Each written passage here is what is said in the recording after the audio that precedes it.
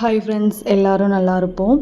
ஒரு 4 நாளா ரொம்ப சந்தோஷமா இருந்தேன். சாரி 3 நாளா ரொம்ப சந்தோஷமா இருந்தேன். இன்றைக்கி கொஞ்சம் ஃபீல் பேட். ஏன்னா என் ஹஸ்பண்ட் ரிட்டன் ரியாத் கிளம்பிட்டாங்க. அவங்களுக்கு கொஞ்சம் ஹெல்த் இஷ்யூஸ் இருந்ததுனால மாஸ்டர் செக்கப்புக்காக வந்திருந்தாங்க ஒரு 5 டேஸ் லீவில்.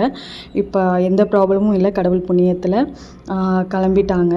அது கொஞ்சம் ஒரு சைடு ஹாப்பியாக இருந்தாலும் ஒரு 4 டேஸாக நல்லா ஹாப்பியாக இருந்தது. சாரி 3 டேஸாக. ஆனால் இன்றைக்கி கிளம்புனோன்னே ரொம்ப டல்லாக்கிட்டேன்.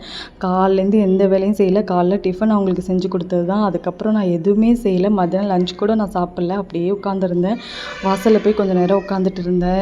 காற்றடிக்குதான்னு பார்த்தேன், காற்றடிக்கல. அப்புறமா அந்த செடியெல்லாம் பார்த்துட்டு இருந்தேன். சங்குப்பூ செடி வந்துருந்துச்சு, பச்சை மிளகாய் காய்ச்சிருந்துச்சு, அவரை கொடியில் பூ வச்சுருந்துச்சு. இதெல்லாம் பார்த்துட்டு இருந்தேன். என்ன மாதிரி யாரெல்லாம் ஹஸ்பண்ட் வெளிநாட்டில் இருக்கும்போது நம்ம இங்கே தனியாக லோன்லியாக ஃபீல் பண்ணுறீங்க, எல்லாத்துக்கும் ஒரு மாதிரி ஃபீல் இருக்கும்ல. எனக்கு ரொம்ப இருக்குது.